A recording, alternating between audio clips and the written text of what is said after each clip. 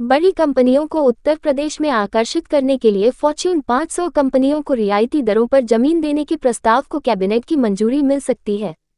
इससे पहले इन कंपनियों को मिलने वाली सब्सिडी का प्रस्ताव खारिज हो चुका है। इसे पुनः संशोधन के बाद कैबिनेट में लाया जा रहा है। मुख्यमंत्री योगी आदित्यनाथ की अध्यक्षता में मंगलवार को कैबिनेट की बैठक होगी। इसमें रामपुर में मौलाना मोहम्मद जौहर ट्रस्ट को माध्यमिक शिक्षा विभाग द्वारा लीज पर दी गई मुर्तजा उच्चतर माध्यमिक विद्यालय के भवन व भूमि वापस लेने के प्रस्ताव समेत कई अन्य प्रस्तावों को मंजूरी दी जा सकती है। ट्रस्ट की ओर से लीज के लिए दी गई शर्तों का पालन नहीं किया गया। ऐसे में यह जमीन ट्रस्ट से वापस ली जाएगी। बता दें कि सपा सरकार में शर्तों की अनदेखी करके विद्यालय की जमीन को जौहर ट्रस्ट को मात्र 100 रुपये सालाना किराए पर दिया गया था।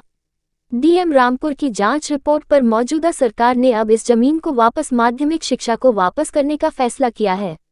इसके अलावा कैबिनेट में मिर्जापुर, देवीपाटन, मुरादाबाद मंडल में एक राज्य विश्वविद्यालय खोलने और इसके इंटरनेशनल विश्वविद्यालय मथुरा की स्थापना के प्रस्ताव को भी मंजूरी दी जा सकती है।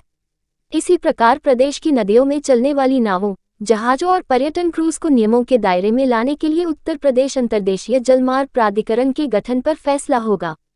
बता दें कि अयोध्या और वाराणसी में क्रूज का संचालन किया जा रहा है।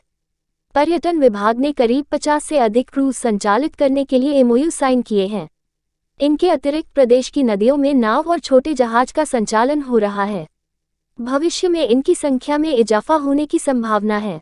ऐसे में जल मार्ग पर चलने वाली नावों, क्रूज जहाजों को नियमों के दायरे में लाने के लिए प्राधिकरण का गठन किया जाएगा।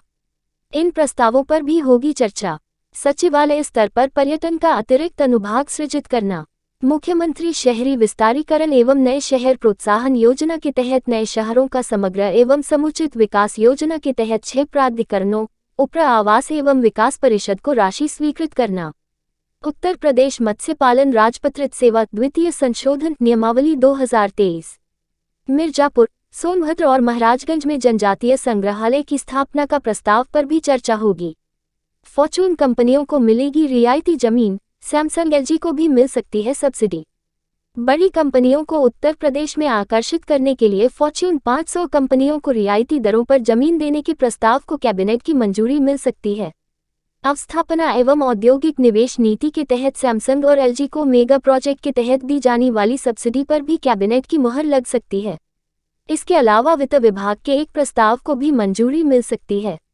मंगलवार को कैबिनेट की बैठक में उद्योगों से जुड़े अहम प्रस्तावों पर चर्चा होने के बाद मंजूरी मिल सकती है। 100 करोड़ रुपए से अधिक प्रत्यक्ष विदेशी निवेश एफडीआई वाली परियोजनाओं व फॉर्च्यून ग्लोबल 500 व फॉर्च्यून इंडिया 500 की सूची में शामिल कंपनियों द्वारा 200 करोड़ से अधिक पूंजी निवेश वाले प्रोजेक्ट के लिए विशेष रियायत पर भूमि के प्रस्ताव को हरी झंडी मिल सकती है। इसके तहत प्रदेश में उद्योग लगाने के लिए मामूली खर्च पर ग्राम समाज की जमीन देने की तैयारी है। सैमसंग ने नोएडा और एलजी ने ग्रेटर नोएडा में मेगा प्रोजेक्ट के तहत निवेश किया है और प्लांट लगाया है। इनसे जुड़े शासनादेश 1 नवंबर 2023 और 14 दिसंबर 2023 के अंतर्गत केस टू केस आधार पर उपलब्ध कराई जाने वाली सुविधाओं के संबंध में एम्पावर कमेटी की संस्तुतियों पर चर्चा होगी। इससे पहले इन कंपनियों को मिलने वाली सब्सिडी का प्रस्ताव खारिज हो चुका है। इसे पुनः संशोधन के बाद कैबिनेट में लाया जा रहा है। इसके अलावा स्थानीय निधि लेखा परीक्षा के वार्षिक प्रतिवेदन को सदन में रखा जाएगा।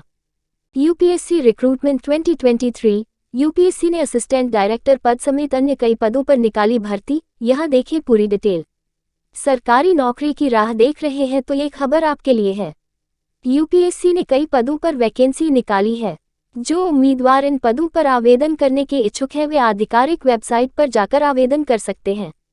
यूनियन पब्लिक सर्विस कमीशन ने असिस्टेंट डायरेक्टर और अन्य पदों पर भर्ती निकाली है। जो उम्मीदवार इन पदों पर आवेदन करना चाहते हैं वे यूपीएससी की आधिकारिक वेबसाइट upsc.gov.in के माध्यम से ऑनलाइन आवेदन कर सकते हैं। ध्यान रहे कि आवेदन करने की अंतिम तारीख 16 नवंबर 2023 तक है। पूरी तरह से जमा किए गए ऑनलाइन आवेदन की छपाई की अंतिम तारीख 17 नवंबर 2023 तक है। वहीं इस भर्ती अभियान के जरिए संगठन में 46 पदों को भरा जाना है। इस भर्ती से जुड़ी पात्रता, चयन प्रक्रिया और अन्य डिटेल के लिए नीचे पढ़ें। क्राइटेरिया: जो उम्मीदवार इन पदों के लिए आवेदन करना चाहते हैं वे नीचे दिए नोटिफिकेशन के माध्यम से एजुकेशन क्वालिफिकेशन और उम्र सीमा की जांच कर सकते हैं। Selection process. इस भर्ती में सिलेक्शन एग्जाम और इंटरव्यू के माध्यम से किया जाएगा। ऐसे मामलों में जहां सिलेक्शन इंटरव्यू के बाद भर्ती परीक्षा आरटी द्वारा किया जाता है, उम्मीदवार को इंटरव्यू चरण में अपनी संबंधित कैटेगरी में उपयुक्तता का न्यूनतम स्तर हासिल करना होगा। आवेदन शुल्क। सभी कैटेगरी के उम्मीदवारों, महिला, एससी, एसटी, बेंचमार्क विकलांगता वाले उम्मीदवारों को इस शुल्क के भुगतान से छूट दी गई है, को 25 रुपये का शुल्क देना होगा। ये फीस या तो एसबीआई की किसी भी शाखा में नकद द्वारा या किसी भी बैंक की नेट बैंकिंग सुविधा का उपयोग करके या visa, master, RuPay credit, debit card, UPI भुगतान का उपयोग करके किया जा सकता है। इस भर्ती से जुड़ी अधिक जानकारी के लिए उम्मीदवार यूपीएससी की आधिकारिक वेबसाइट देख सकते हैं।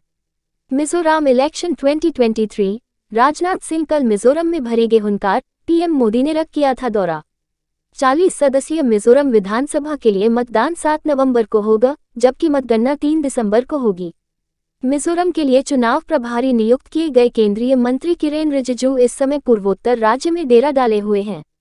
आइजोल। केंद्रीय रक्षा मंत्री राजनाथ सिंह 7 नवंबर को होने वाले विधानसभा चुनाव के संबंध में प्रचार के लिए बुधवार को मिजोरम की यात्रा पर रहेंगे। भाजपा के राज्य प्रवक्ता एफ लालरेमसांगी ने बताया कि सिंह बांग्लादेश और त्रिपुरा की सीमा से लगे मिजोरम के पश्चिमी हिस्से में ममित और दक्षिण में सिहा में जनसभा को संबोधित करेंगे। भाजपा ने निवर्तमान विधानसभा अध्यक्ष लालरिनलियाना सेलो को ममित से और पूर्व आबकारी मंत्री डॉक्टर के बेचुआ को सिहा सीट से मैदान में उतारा है। दोनों नेता हाल ही में सत्तारूढ़ मिजो नेशनल फ्रंट (एमएनएफ) छोड़कर भाजपा में शामिल हुए थे। पीएम मोदी का मिजोरम दौरा हुआ रद्द, अब मामित जाएंगे अमित शाह। मिजोरम में चुनाव से पहले प्रधानमंत्री नरेंद्र मोदी राज्य दौरे पर जाने वाले थे। हालांकि उनका प्रस्तावित दौरा रद्द कर दिया गया है। पीएम मोदी 30 अक्टूबर को मामित शहर पहुंचने वाले थे। मिजोरम में 7 नवंबर को विधानसभा चुनाव होने हैं। उससे पहले प्रधानमंत्री नरेंद्र मोदी मिजोरम दौरा पर जाने वाले थे, लेकिन अब इसे रद्द कर दिया गया है। पीएम मोदी 1 नवंबर को पश्चिम मिजोरम के मामित शहर का दौरा करने वाले थे। बीजेपी के वरिष्ठ नेता ने शनिवार को बताया कि पीएम मोदी का प्रस्तावित दौरा रद्द कर दिया गया है। बीजेपी की राज्य इकाई के मीडिया संयोजक जॉनी लालथनपुया ने बताया कि केंद्रीय गृह मंत्री अमित शाह मोदी की जगह मिजोरम का दौरा करेंगे, लेकिन उनके चुनाव प्रचार की तारीख अभी तय नहीं हुई है। लालथनपुया ने पीएम मोदी का दौरा रद्द किए जाने का कोई कारण नहीं बताया। लालथनपुया ने कहा कि बीजेपी के एक अन्य वरिष्ठ नेता एवं केंद्रीय मंत्री नितिन गडकरी के सोमवार को मिजोरम में प्रचार करने की संभावना है। उन्होंने कहा कि अमित शाह ममित और राज्य के दक्षिणी हिस्से का दौरा करेंगे। हिंदू देवियों की अश्लील तस्वीर बेचने का मामला। डीसीडब्ल्यू अध्यक्ष ने कहा, आरोपियों को मिले सख्त सजा। प्रियंका गांधी और थरूर जाएंगे मिजोरम। वहीं कांग्रेस के वरिष्ठ नेता प्रियंका गांधी और शशि थरूर 3 और 4 नवंबर को पार्टी उम्मीदवारों के लिए प्रचार के लिए मिजोरम जा सकते हैं। मिजोरम कांग्रेस के मीडिया प्रकोष्ठ के अध्यक्ष लालरिमरुता रेंथली ने बताया कि प्रियंका गांधी राज्य के दक्षिणी और पश्चिमी हिस्सों में भाषाई अल्पसंख्यक क्षेत्रों में प्रचार कर सकती हैं। कांग्रेस नेता राहुल गांधी ने 16 और 17 अक्टूबर को मिजोरम की अपनी यात्रा के दौरान आइजोल और दक्षिण मिजोरम के लुंगलेई शहर में कांग्रेस उम्मीदवारों के लिए प्रचार किया था। राजद शर्माज ब्लॉग। महाराष्ट्र में आरक्षण की आग, एकनाथ शिंदे के लिए चुनौती। मराठा आरक्षण का मुद्दा बहुत पुराना और बहुत जटिल है। 42 साल पुराना ये मसला 42 घंटों में सुलझ जाएगा, इसकी उम्मीद करना ठीक नहीं है। महाराष्ट्र में मराठा आरक्षण को लेकर सबसे पहले 1981 में अण्णासाहेब पाटिल ने आंदोलन किया था। उसके बाद हर पार्टी ने मौके के हिसाब से इस पर सियासत की। महाराष्ट्र में अब मराठा आंदोलन की चिंगारी शोलों में तब्दील हो चुकी है। सोमवार को बीड, हिंगोली, ठाणे, मुंबई, धाराशिव समेत कई इलाकों में हिंसा भड़क उठी। प्रदर्शनकारियों ने सड़कों पर आगजनी की, बसों पर पथराव किया। एनसीपी के 2 विधायकों समेत कई नेताओं के घरों पर हमला किया, आग लगा दी। बीड में हालात बेकाबू होने के बाद शहर में कर्फ्यू लगा दिया गया। बीड में सोमवार को दिन भर जमकर हिंसा हुई। भीड़ ने बीड में एनसीपी के दफ्तर को आग के हवाले कर दिया। बाद भीड़ ने शरद पवार की पार्टी के विधायक संदीप क्षीरसागर का घर जला दिया। दिन में अजित पवार की पार्टी के विधायक प्रकाश सोलंकी के घर को भी सैकड़ों आंदोलनकारियों ने आग के हवाले कर दिया। माजलगांव और वाडवानी में आरक्षण की मांग को लेकर सोमवार को बंद की कॉल दी गई थी, इसलिए ज्यादातर बाजार बंद रहे। हजारों लोगों की भीड़ विधायक प्रकाश सोलंकी के घर पर पहुंच गई। पहले वहां पथराव किया, वहां खड़ी गाड़ियों को तोड़ा गया, घर के अंदर घुसकर सामान तोड़े और आखिर में घर को आग लगा दी। जिस वक्त ये हमला हुआ उस वक्त विधायक प्रकाश सोलंकी घर के अंदर मौजूद थे। सोलंकी ने खुद को एक कमरे में बंद करके किसी तरह जान बचाई। सोलंकी ने कहा कि हमला करने वाले पूरी तैयारी के साथ आए थे, उनके पास डीजल पेट्रोल से भरे डिब्बे थे।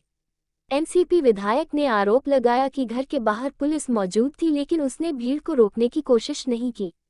मराठा आंदोलनकारियों के गुस्सा बीजेपी विधायक प्रशांत बम के दफ्तर पर भी निकला। प्रशांत बम छत्रपति संभाजी नगर की गंगापुर सीट से विधायक हैं। उनके दफ्तर पर आंदोलनकारियों ने हमला कर दिया, दफ्तर में तोड़फोड़ की गई। मराठा आरक्षण के नाम पर जो आंदोलन कर रहे हैं वो सरकारी दफ्तरों को भी निशाना बना रहे हैं। बीड के माजलगांव में नगर परिषद के दफ्तर को प्रदर्शनकारियों ने आग के हवाले कर दिया। करीब 4000 की भीड़ दफ्तर के अंदर घुसी। आंदोलनकारियों ने दफ्तर में कंप्यूटर, फर्नीचर सब तोड़ डाले। इसके बाद प्रदर्शनकारियों ने कर्मचारियों से दफ्तर से बाहर जाने को कहा और इसके बाद बिल्डिंग में आग लगा दी। पुलिस मौके पर नहीं पहुंची। आंदोलनकारियों ने कई हाईवे ब्लॉक कर दिए। बीड में धुले सोलापुर नेशनल हाईवे को टायर जलाकर ब्लॉक कर दिया। मथुरा, यूपी के मथुरा से हैरान करने वाला मामला सामने आया है। यहाँ एक बस और कार एक ही नंबर प्लेट लगाकर चल रही थी। आरटीओ को जब इस बात की जानकारी हुई तो अधिकारी भी दंग रह गए और इन दोनों वाहनों को पकड़ लिया गया। इस बारे में मथुरा के असिस्टेंट आरटीओ मनोज कुमार का बयान सामने आया है। उन्होंने कहा, 2 वाहन, एक बस और एक कार एक ही वाहन पंजीकरण नंबर प्लेट का उपयोग करते हुए पाए गए हैं। फर्जी नंबर प्लेट लगाने वालों पर कार्रवाई की जाएगी। मीडिया रिपोर्ट्स के मुताबिक ये मामला बुधवार को उस वक्त सामने आया जब एक कार मालिक ने एक स्कूल बस को देखा जिसकी नंबर प्लेट बिल्कुल कार के नंबर प्लेट से मैच कर रही थी। इसके बाद ये मामला कोतवाली पहुंचा तो अधिकारी भी हैरान रह गए। इसके बाद मामले की जांच शुरू कर दी गई। कार मालिक की अर्टिगा कार का नंबर यूपी 85 DT 1234 था और यही नंबर एक कॉलेज की बस का भी था। जिस समय कार मालिक ने बस को देखा उस समय बस में स्टूडेंट भी थे। बस के ड्राइवर से बहस के बाद कार मालिक ने पुलिस को फोन कर दिया।